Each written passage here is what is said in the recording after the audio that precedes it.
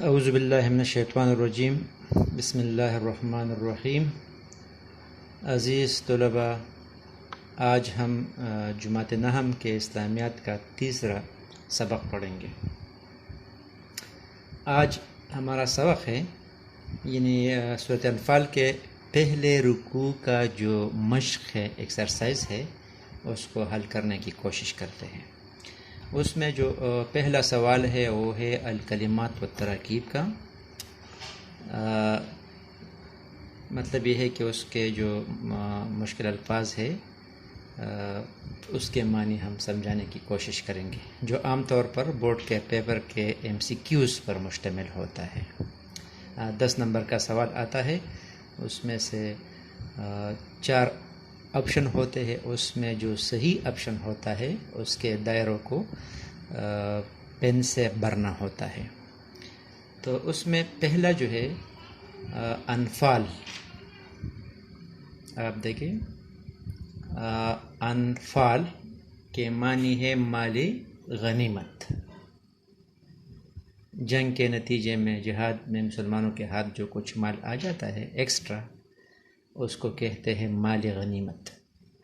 اصلح ذات بینکم، اپنے آپس کے تعلقات درست رکھو۔ وجلت کے معنی ہے ڈر جاتے ہیں یا ڈرتے ہیں۔ کارہون کے معنی ہے ناگواری محسوس کرنے والا، کراہت سے ہے، کراہت محسوس کرنا۔ شریعت میں جو ہم کہتے ہیں کہ یہ کام مکروہ ہے تو اس کا مطلب یہ ہے کہ یہ ناپسندیدہ ہے۔ یساقون، وہ ہانکے جاتے ہیں۔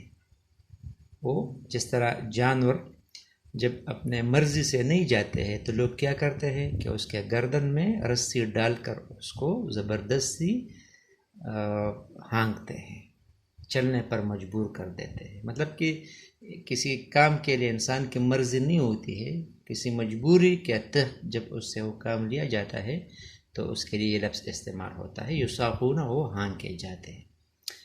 اہدا، ایک۔ دابر کے معنی ہے جڑ، روٹ۔ تستغیثون، تم فریاد کرتے ہو۔ استغاثہ امداد طلب کرنا، فریاد کرنا، تو یہ بھی ہے تستغیثون، تم فریاد کرتے ہو، مخاطب کا صیغہ ہے۔ مردفین، لگاتار آنے والے۔ مردفین مسلسل، لگاتار، یعنی جنگ بدر کے موقع پر جو فرشتے آسمان سے اللہ تعالیٰ نے نازل کیے تھے اس کے لیے لفظ آیا ہے، یعنی لگاتار آنے والے۔ غیر ذات الشوکت، بغیر کیل کانٹے کے یا بغیر اسلحے اور قوت کے، جنگی اصطلاح ہے۔ مطلب کہ میدان جنگ میں 2 قسم کا فوج ہوتا ہے، ایک ہوتا ہے لشکر جرار، جس کے پاس اسلحہ بھی ہو، ٹرین بندے بھی ہو، حالات حرب حرکت بھی ہو، تو اس کو کہتے ہیں ذات شوکت۔ اور جس فوج کے ساتھ آدمی کم ہو، فوج ٹرین نہ ہو، اسلحہ بھی کم ہو، تو اس کو کہتے ہیں غیر ذات شوکت۔ تو یہ تو ہو گئے مشکل الفاظ کے معنی۔ ابھی ہم آتے ہیں سوال نمبر 1 کی طرف۔ سوال نمبر 1، تو سوال نمبر 1 ہے کہ اس سبق میں مومنوں کی کیا صفات بیان کی گئی ہے؟ تو اس کا جواب تو ہم نے سورۃ انفال کے جب آیات کی تشریح کر رہے تھے تو تفصیلاً ہم نے وہاں پڑھا ہے، لیکن آپ کو میں کچھ ہینٹس دیتا ہوں، آپ اسی کے مطابق اس کے نوٹس بنائیں۔ تو اس سبق میں مومنوں کی کیا صفات بیان کی گئی ہے، تو یہ ان صفات کو سمجھنے کے لیے ہمیں جانا ہوگا سورۃ انفال کی ان آیات میں جو ہم نے پڑھے تھے۔ وہ یہ تھے آیت نمبر 2 میں کہ انما المؤمنون الذین اذا ذکر اللہ وجلت قلوبہم، یعنی جب ان کے سامنے خدا کا ذکر کیا جاتا ہے تو ان کے دل ڈر جاتے ہیں۔ تو مومن کی پہلی صفت ہو گئی خوف خدا، یعنی اللہ تعالیٰ کا ڈر۔ یعنی اللہ کی عظمت و جلال اور ہیبت و عزت سے ان کے دل ڈر جاتے ہیں.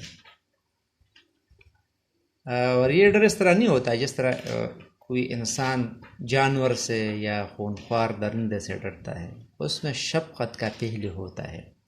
یعنی مطلب اس کا یہ ہے کہ جب ایک بندہ گناہ کا ارتکاب کرتا ہے تو اللہ کی ڈر کی وجہ سے وہ گناہ چھوڑتے ہیں.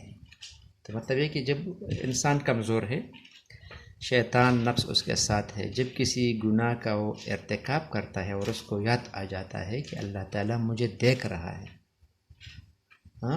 اللہ کی آیات اس کے سامنے آ جاتی ہے، وہ کہتا ہے کہ جس طرح اللہ قرآن میں فرماتا ہے کہ وَنَحْنُ أَقْرَبُ إِلَيْهِ مِنْ حَبْلِ الْوَرِيدِ، میں انسان کے شارک سے بھی زیادہ اس کے قریب ہو. انسان کا ایمان ہے کہ خلوت و جلوت دونوں میں اللہ مجھے دیکھ رہا ہے، تو انسان وہ گناہ چھوڑ جاتے ہیں اللہ کے ڈر کی وجہ سے کہ اس کام کی وجہ سے میرا گرفت ہوگا، مواخذہ ہوگا. تو پہلی صفت ہو گئی خوف خدا، اللہ تعالیٰ سے ڈر. اسی ان آیات کی روح سے دوسری جو صفت ہے وَإِذَا تُلِيَتْ عَلَيْهِمْ آيَاتُهُ زَادَتْهُمْ ایمانا. دوسری صفت یہ ہے کہ جب انہیں اس کی آیتیں پڑھ کر سنائی جاتی ہے تو ان کا ایمان اور بڑھ جاتا ہے. تو مطلب یہ ہے کہ قرآن کی آیات کی وجہ سے، ان کی تلاوت کی وجہ سے، ان کے سمجھنے کی وجہ سے ایک مومن کے ایمان میں اضافہ ہوتا ہے. تو اس آیت سے یہ بھی ثابت ہوا کہ ایمان جو ہے وہ جامد نہیں ہے، وہ بڑھتا ہے اور گھٹتا ہے. تو دوسری صفت مومن کی ہو گئی کہ اللہ تعالیٰ کے کلام کی آیات سے ان کے ایمان بڑھتے ہیں. جب بھی کوئی حکم الہی ان کے سامنے آتا ہے تو ان کی تصدیق کر کے سر اطاعت ہم کر دیتے ہیں. اور جس طرح قرآن میں ایک جگہ آتا ہے کہ وَقَالُوا سَمِعْنَا وَأَطَعْنَا، ہم نے سن لیا اور عمل کیا. تو اس پر کیا کرتے ہیں؟ عمل کرتے ہیں. تو عمل سے ان کا ایمان بڑھ جاتا ہے. اور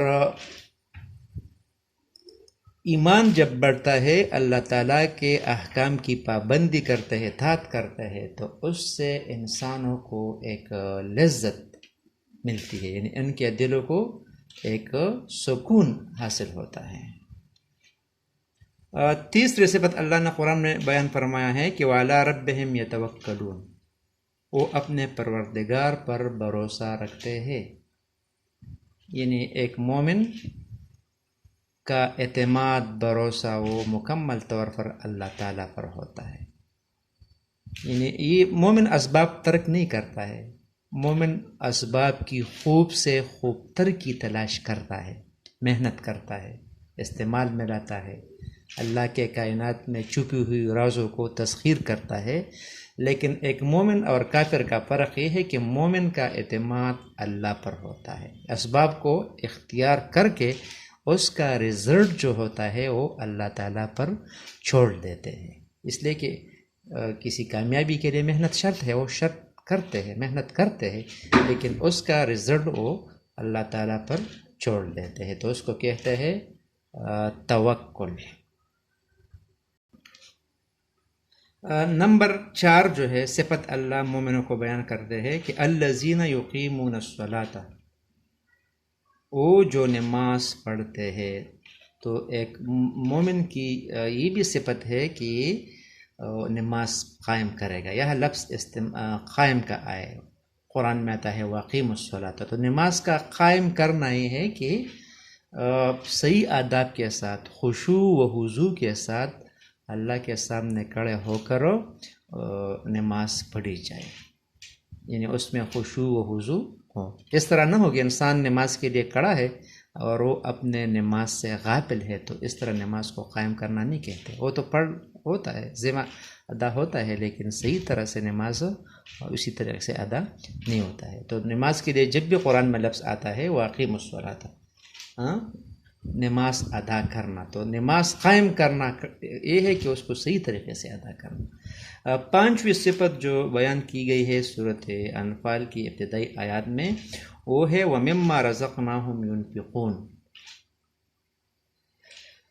جو مال ہم نے ان کو دیا ہے ان میں سے نیک کاموں میں خرچ کرتے ہیں. تو مطلب یہ ہے کہ یہ مال اللہ کی طرف سے انسان کو ملتا ہے. جب وہ دنیا میں تشریف لاتا ہے، اس کی آنکھ کھلتی ہے تو اس کے پاس کچھ بھی نہیں ہوتا ہے، وہ ننگا ہوتا ہے. دنیا میں رہ کر اللہ تعالیٰ اس کو مال وغیرہ اس کو چیزیں عطا کر دیتے ہیں. تو پھر ایک امتحان ہوتا ہے، اللہ انسان کو ٹیسٹ کرتا ہے کہ کون سے انسان میرے ان مال میں سے بھرپور فائدہ لے کر میرے راہ میں خرچ کرتا ہے، انسانیت کی فلاح بہبود کے لیے خرچ کرتا ہے، کہ نہیں غلط کام میں لگاتے ہیں. تو یہاں لفظ آیا ہے کہ جو رزق ہم نے ان کو دیا ہے اس میں سے خرچ کرتے ہیں. تو سورۃ انفال کی اس آیت میں اللہ تعالیٰ نے مومنوں کے 5 صفت کا تذکرہ کیا ہے. تو یہ اس سوال کا جواب بھی ہو گیا. سوال نمبر 2 ہے کہ 2 گروہوں سے کیا مراد ہے. مطلب ہے کہ سورۃ انفال کی آیات میں 2 گروہوں سے کیا مراد ہے. تو یہاں پر قرآن میں اللہ تعالیٰ نے کفار کے 2 گروہوں کا ذکر کیا ہے. آیت نمبر 8 میں آپ دیکھیں تو آپ خود سمجھ جائیں گے. اللہ تعالیٰ فرماتا ہے بسم اللہ الرحمن الرحیم وَإِذْ يَعِدُكُمُ اللَّهُ إِحْدَى الطَّائِفَتَيْنِ أَنَّهَا لَكُمْ.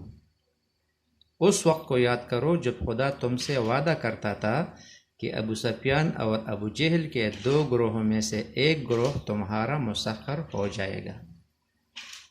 وَتَوَدُّونَ اور تم چاہتے تھے أَنَّ غَيْرَ ذَاتِ الشَّوْكَةِ تَكُونُ لَكُمْ کہ جو قافلہ بے شان و شوکت یعنی بے ہتھیار ہے وہ تمہارے ہاتھ آ جائے.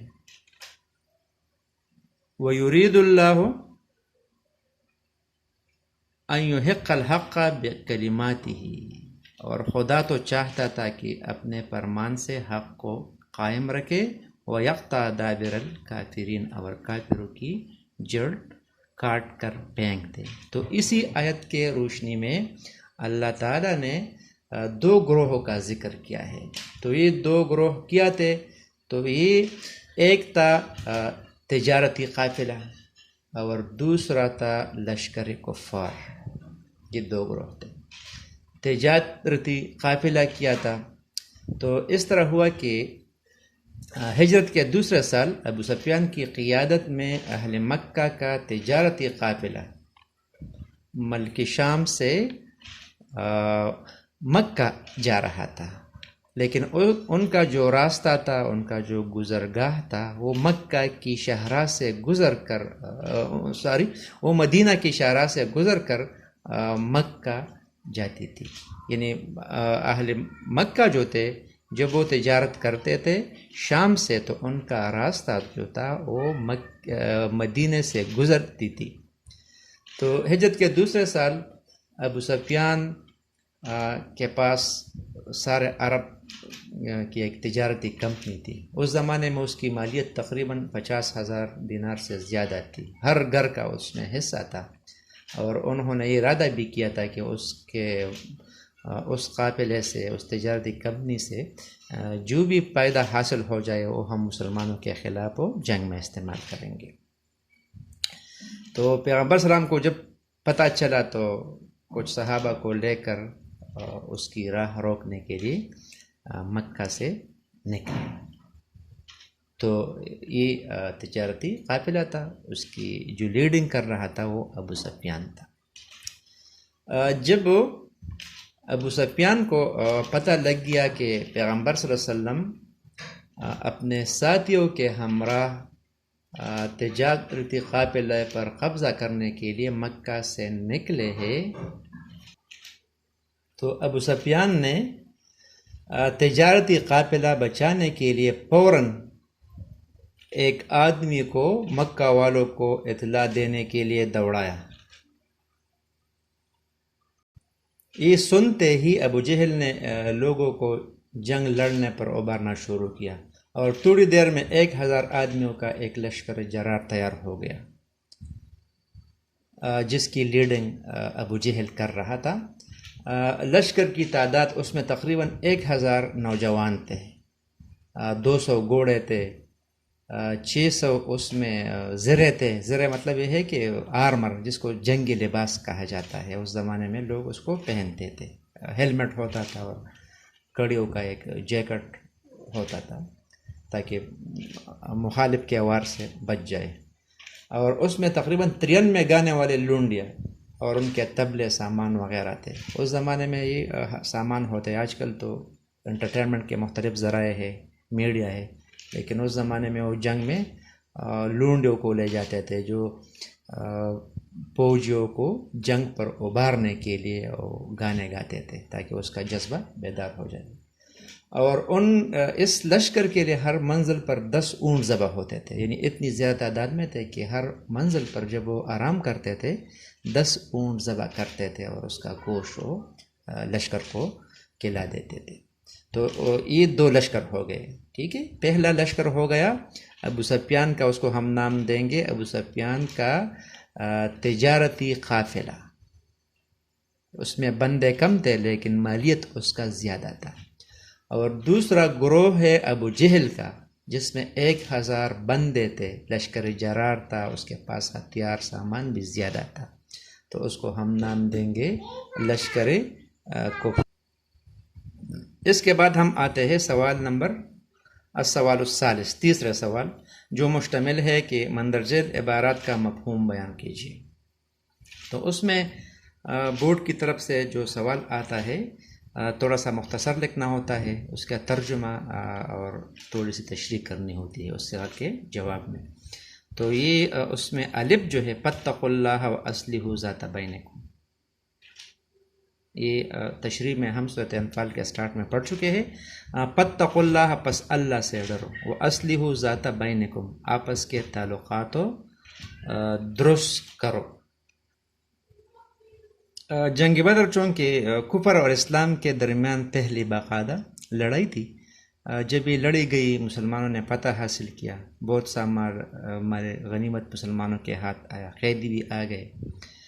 تو چونکہ پہلی لڑائی تھی صحابہ کرام کو کچھ پتہ نہیں تھا، اس کے بارے میں کچھ اختلافات بھی پیدا ہو گئے. تو بعض صحابہ کرام نے اللہ تعالیٰ کے رسول سے اس کے تقسیم کے بارے میں استفسار کیا. تو اللہ نے جواب دے دیا کہ فاتقوا اللہ واصلحوا ذات بینکم. یعنی یسألونک عن الانفال قل الانفال للہ والرسول. پہلے تو یہ جواب دے دیا کہ یہ مال غنیمت اللہ اور اس کے رسول کا مال ہے، اس کے ڈسپوزل پر ہے، جس کو چاہے وہ دے دے. اس کے بارے میں فرمایا کہ فاتقوا اللہ واصلحوا ذات بینکم، اللہ سے ڈرو اور اپنے آپس میں صلح رکھو. تو مطلب یہ ہے کہ مسلمانوں کی کامیابی کا جو راز جس کام میں ہے مضمر ہے وہ ہے مسلمانوں کا اتحاد و اتفاق.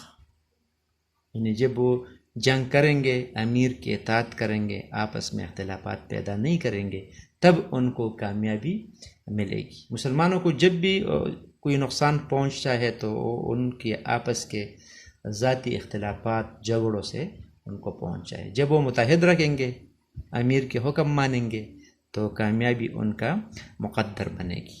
تو اس کے بعد آیات آئی ہے مال غنیمت کے تقسیم کے بارے میں. 10ویں سورت کے شروع میں وَاعْلَمُوا أَنَّمَا غَنِمْتُمْ، اس میں اس کا تذکرہ ہے. لیکن یہاں مسلمانوں کو تلقین کی گئی، ہدایت دی گئی کہ یہ آپ کا کام نہیں ہے، یہ اللہ اور اس کے رسول پر چھوڑ دیں، اور آپ کا کام یہ ہے کہ آپ تقوی اختیار کریں، اللہ سے ڈرے، گناہوں سے اپنے آپ کو بچائے، اور آپس میں نزاع کی کیفیت پیدا نہ کرے، جھگڑے نہ کرے، اختلافات پیدا نہ کرے. پھر بعد میں آیتیں بھی اتری ہے، حدیث پیغمبر صلی اللہ علیہ وسلم نے تقسیم کا جو طریقہ کار ہے اس طرح مقرر کیا ہے کہ جو بھی مال غنیمت حاصل ہو جائے اس کا جو 20% ہے وہ اللہ کا رسول لیتا ہے، یتیموں پر تقسیم کرتا ہے، بیت المال میں جاتا ہے، رسول اللہ صلی اللہ علیہ وسلم اپنے لیے، اپنے اولاد کے لیے اس پر خرچ کرتے ہیں، غریبوں پر، مساکین پر خرچ ہوتا ہے. اور جو 80% ہوتا ہے وہ مجاہدین لیتے ہیں. وہ اس میں پھر اپنا طریقہ کار ہے، حدیث میں اس کا تذکرہ ہے کہ کس طرح اس پر تقسیم ہوگا. مفہوم نمبر بے میں اللہ تعالیٰ فرماتا ہے وَأَطِیعُوا اللَّهَ وَرَسُولَهُ إِن كُنتُم مُؤْمِنُونَ، وَأَطِیعُوا اللَّهَ اطاعت کرو اللہ کی، پیروی کر، فرمان برداری کرو اللہ کی، وَرَسُولَهُ اور اس کے رسول کی، یعنی اللہ اور رسول کی بات یہ ہے، اس لیے کہ رسول تو اللہ کا نمائندہ ہوتا ہے، رسول اللہ تعالیٰ کے احکام کی پریکٹس کرتا ہے، خود بھی کرتا ہے اور اپنے امت کو بھی بتاتا ہے کہ جس طرح میں اللہ کی عبادت کرتا ہوں، اطاعت کرتا ہوں، آپ بھی میری پیروی کریں، میری طرح کریں۔ تو اس لیے جب بھی آتا ہے وَأَطِیعُوا اللَّهَ وَرَسُولَهُ، اللہ اور اس کے رسول کی اطاعت کرو، ان کنتم مؤمنین، اگر آپ مومن ہیں۔ تو یہ مطلب یہ ہے کہ مومن کے لیے بنیادی شرط یہ ہے کہ مومن وہ ہوگا جو اللہ اور اس کے رسول کی اطاعت کرتا ہے، وہ اللہ اور اس کے رسول کے ہر حکم کو منوعاً تسلیم کرے گا، اس میں بے چورا اس کو مانے گا، اس میں اختلاف نہیں کرے گا۔ جب بندے میں یہ صفت ہو، وقالوا سمعنا واطعنا، مطلب جو سنتا ہے اللہ کے رسول سے اور اس پر کیا کرتا ہے، کہتا ہے کہ ہم نے اطاعت کر لیا، ہم نے مان لیا، تو وہ کیا ہے، وہ مومن ہے۔ اسی طرح جیم، مفہوم جیم میں اللہ تعالیٰ فرماتے ہیں کہ وَإِذَا تُلِيَتْ عَلَيْهِمْ آیَاتُهُ، جب ان پر ہمارے آیتوں کی تلاوت کی جاتی ہے، نزادتہم ایمانا، تو ان کا ایمان بڑھ جاتا ہے۔ تو اسی آیت سے یہ بھی معلوم ہوا کہ ایمان جامد چیز نہیں ہے، یہ گھٹتی بھی ہے اور بڑھتی بھی ہے، اسی آیت کے روشنی میں۔ تو مومن کی ایک صفت یہ بھی ہے کہ جب ان کے سامنے اللہ تعالیٰ کے احکام، یعنی اللہ تعالیٰ کے قرآن کی تلاوت کی جاتی ہے، قرآن چونکہ اللہ تعالیٰ کا کلام ہے، یہ کوئی معمولی چیز نہیں ہے، اللہ کا کلام ہے، وحی کے ذریعے یہ پیغمبر خدا صلی اللہ علیہ وسلم پر نازل ہوا ہے، یہ اللہ کے پیغامات ہے، اللہ تعالیٰ کے میسیجز ہے ہمارے لیے۔